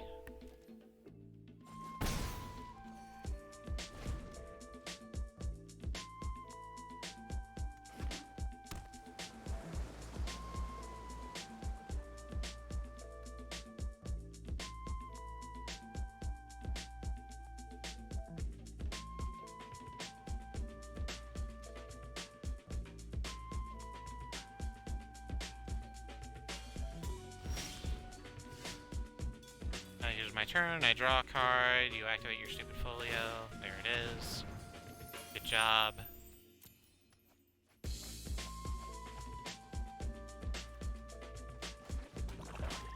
Hey, I got to play 2 cards this turn. That means I bleed out my deck just a little bit slower. There's only 7 cards left in it.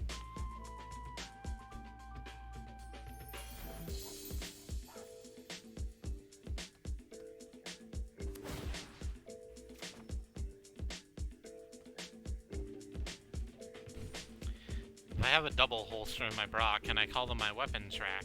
I mean, you can call things anything you want. That sounds like a fun name. It also sounds kind of illegal. Not that I know a lot about weapon legality, but it depends on the state, I'm being told.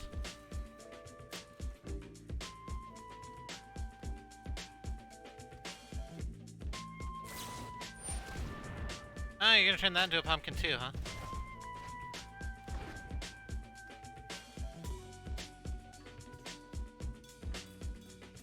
I live in Oregon, we only have federal laws.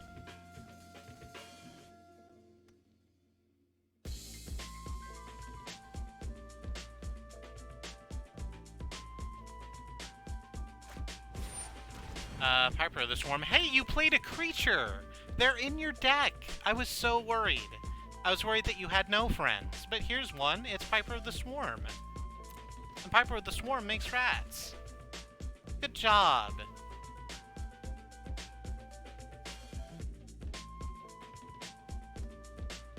How many pies does this Piper have? A number.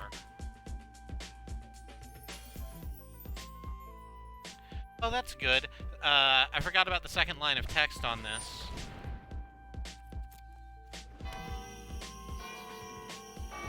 Yeah, which lets it just gain control of target creature forever. Not that it matters. I lose before that can be a useful thing to happen.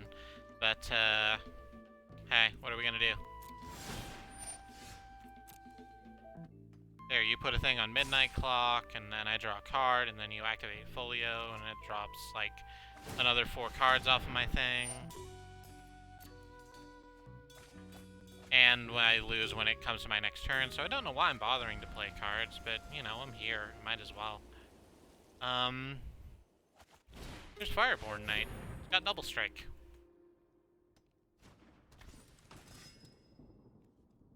Can I make that tiny, too, or...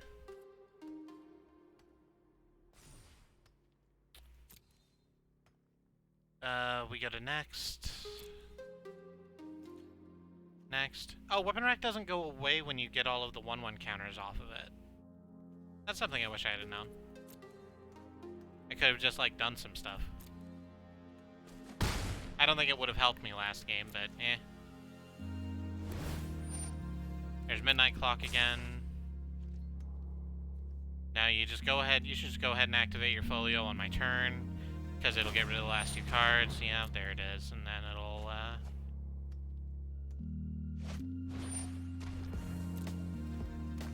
just pass the turn. Quit playing stuff. Fine.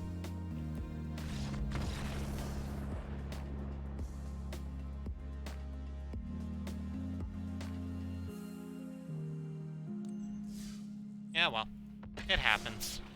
You can't control people. Let's just run out the next one. I like the deck still. Here's something I wish Magic the Gathering Arena had. Is the ability to save a deck that you build for an event like this. Because this seems like a solid deck that I would want to twiddle with a little bit. And there's not really a way for me to do that, I don't think. Unless they've added it. I actually haven't checked. I'm going to check after this match. See how that goes.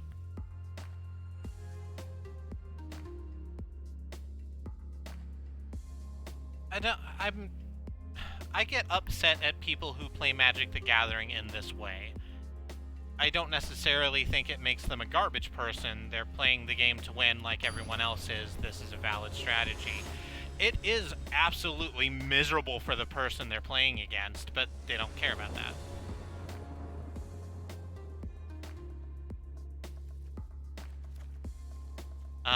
This is too many pips. I can't play anything, so let's just mull that. There we go, that's better. I can get in with a claim contender, have epic downfall in case they throw out something huge. That's fine.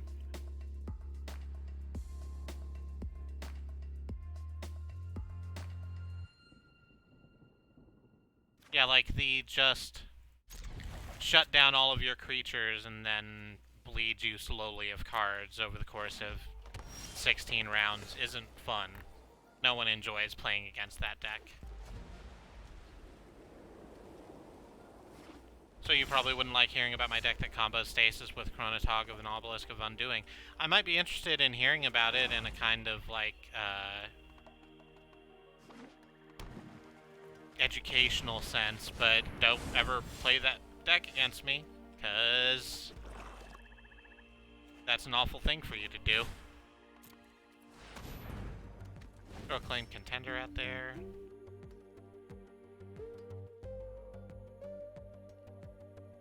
The cheat. We had that quote bot installed for you, so you could write down funny, out-of-context lines and replay them. Not so you could throw a friggin' quote bot rave.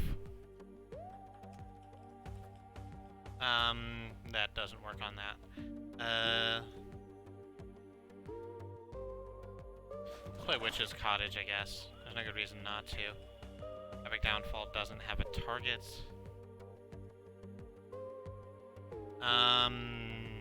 Let's just play Fortifying Provisions. That's a good one. Get a food token in there.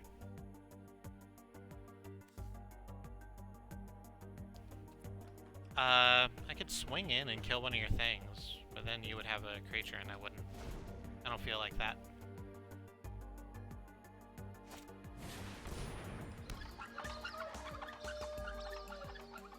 Aw, Spinning Wheel. That's another great creature.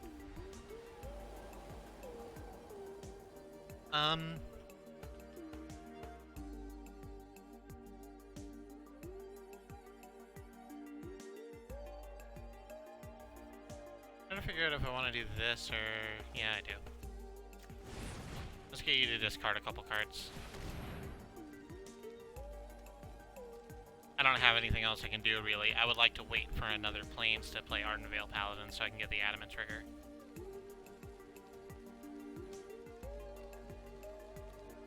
And now that I have 2 Plains, I can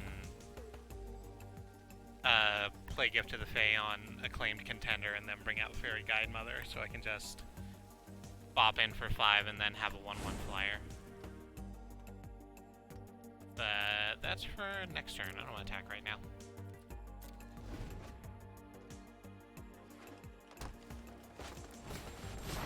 Ooh. That's a lot of text.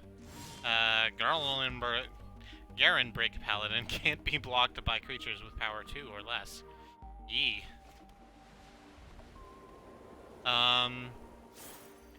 Good thing I managed to play my 3/7 Paladin. Also, Epic Downfall to get rid of that? Yeah.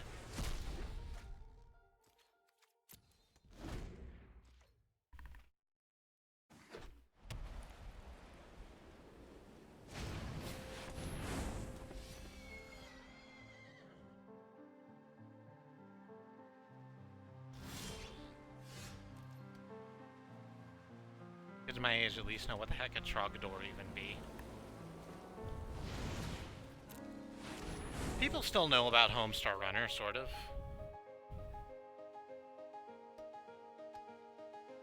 It's kind of still a thing.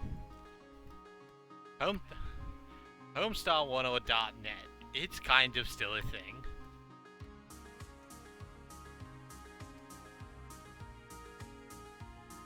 I mean, I told you about the stairs, bro. Thank you for the slash joke.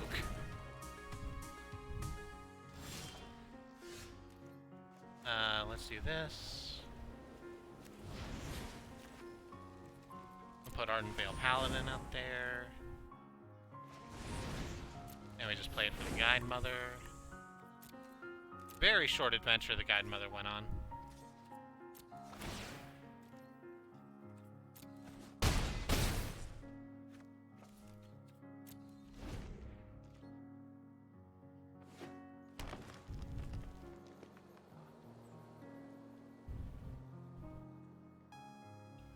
A teacher when I was in school loved it and he was super homophobic.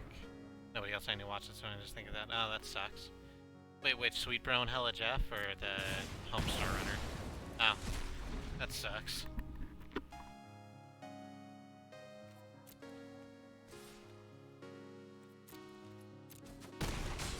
Homestar Runner is better than that.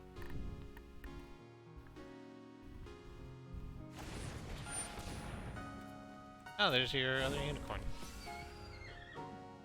That's a lot of fucking vigilance. If you just, I'm just gonna go ahead and sacrifice this food and gain 2 life. Oh dang, can't play that. If I just swing... Well, no, because I gave Ardenvale Paladin flying with Fairy Guide Mother. That can't happen again. If I just swing with Ranger of Night... I survived the crackback. Yeah, it's fine. It's fine. We'll just hit you with 4 in the air. It's completely okay.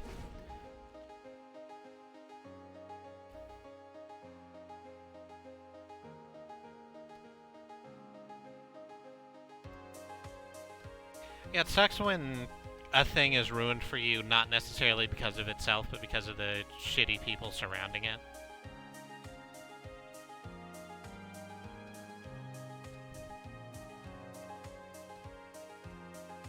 And I'm not gonna, like, try and convince you that it's good, or anything, because it actually doesn't matter. That feel when anime.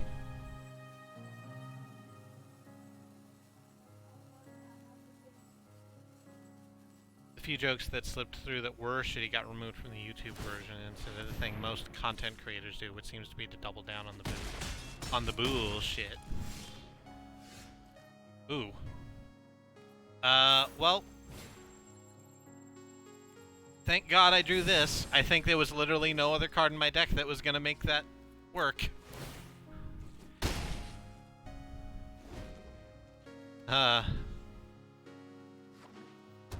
I watched an anime once. Are you okay?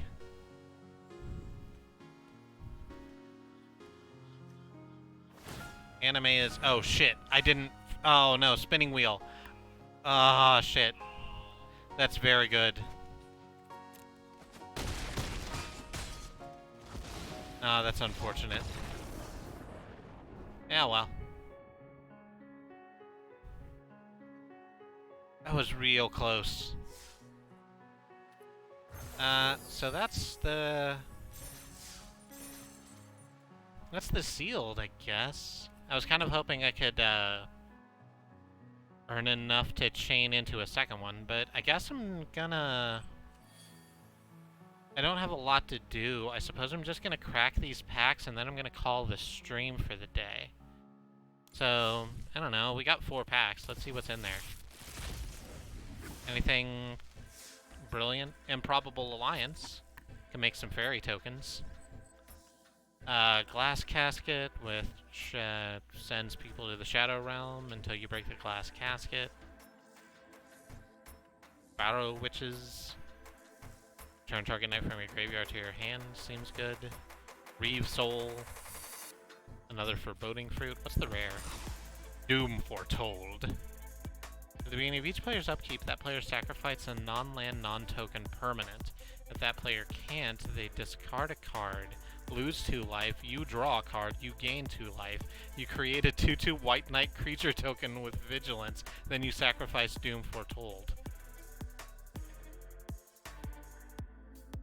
That's a lot. Surprise mechanic stream, I'll be fixing the mower. Tonight on Tinker Tailor's Salter Fry. Sir Alien, the Lion's Claw. When it attacks other creatures you control, get +1/+1 until end of turn. Seems real decent. Wintermoor Commander. This is really just make me want to dig in and build a white-black knight deck. Because I apparently just have all that. Another 7 dwarves, so that's good. Midnight Clock. I don't know what the use case is for that. Hey, Riz! I would love a Blue Eyes White Dragon. I'm not gonna lie to you. If I cracked one of these things and it was Blue Eyes White Dragon, it's like, I can't even fucking... shit are you? Rankle, Master of Pranks. It's a 3/3 with flying and haste. Whenever Rankle, Master of Pranks deals combat damage to a player, choose any number of these. Each player discards a card. Each player loses 1 life and draws a card. Each player sacrifices a creature. That's a lot of stuff. It's just a prank, bro. Wow. And last one. Yeah. There's Eye Collector, we saw that earlier. Fell the Pheasant. Deals 5 damage to target creature with flying, create a food. Fierce Witch Stalker, which I think we saw. Memory Theft, which is Duress. You may put a card that has an adventure that player owns from exile into that player's graveyard. Why is that useful? Oh, because it means that they can't play the creature from exile. Right. That's the whole point of adventures. Knight of the Keep, just a solid 3/2. Hey, Oko! He creates food tokens. He turns things into elks. He steals things that aren't elks. He's quite gay. He's relaxing on a throne of food, playing with a dagger.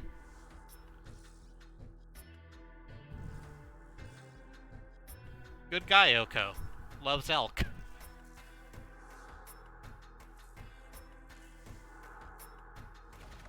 Alright. So that's going to be that. Thank you for sitting through this Eldraine Seal event with me. It's been a lot of fun. I'm going to turn off the music real quick, because I have other music for the outro. Is that a leaf tattoo on Oko? Fucking probably. I can just go have a look.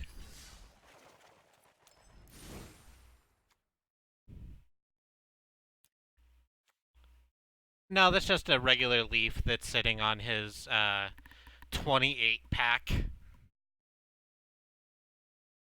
It's like a 10 pack. There's not that many pack. There's not that many to pack.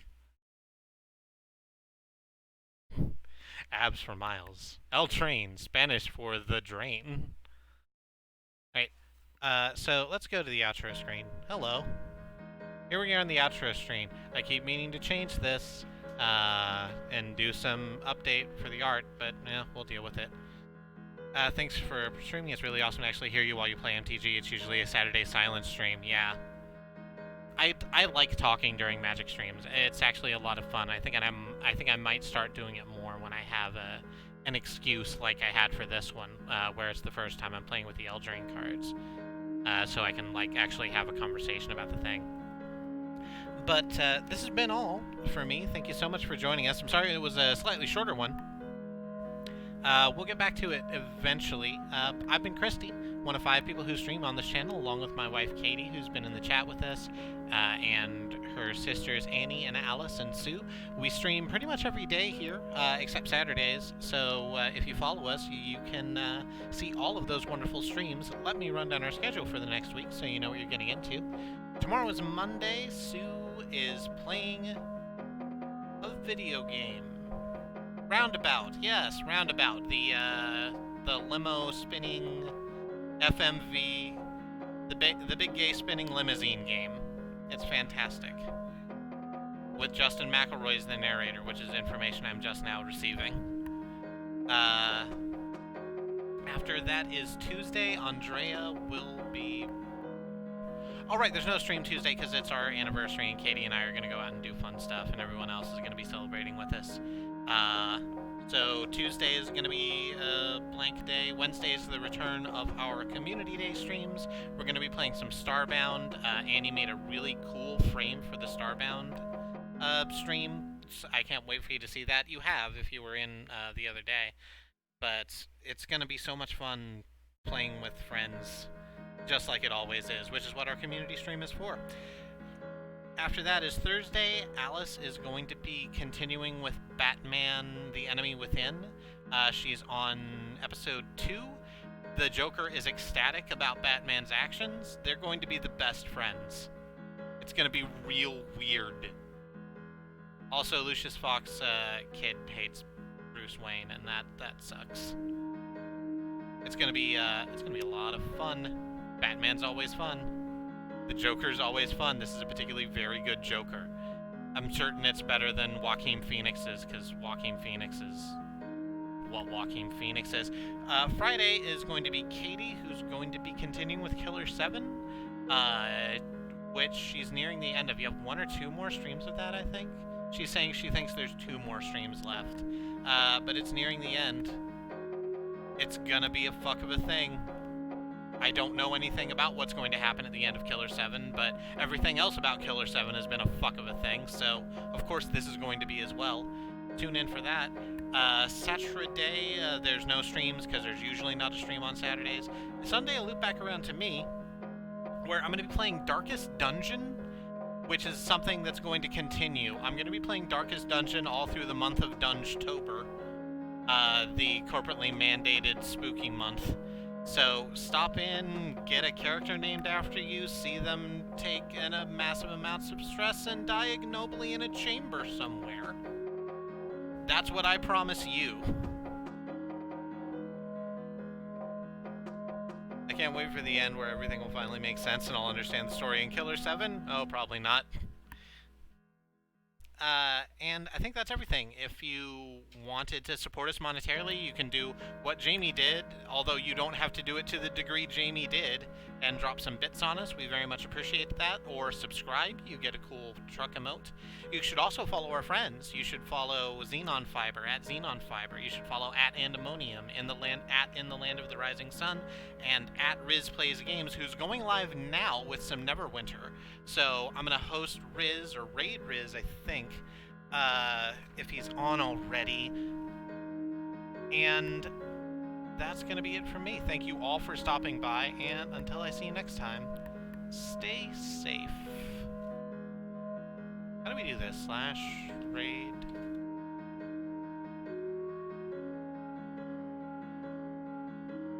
Are you doing it? Katie's doing it. There we go. Have a good night. Day. Afternoon. Evening.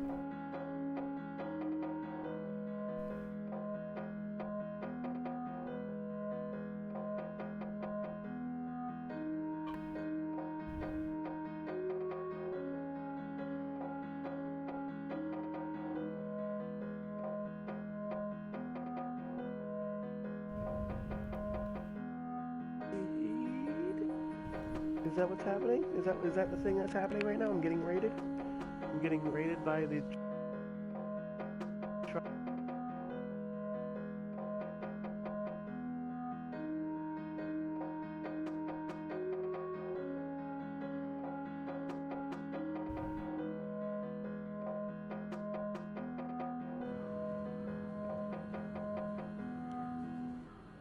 Nice, Laylee. Cool. That's more like it. And with the collie head. That's perfect. Perfect. The waterfront is a dangerous place. A priest of the lurking god Gonadar is summoning unnatural... Perfection. Oh, I didn't end the stream.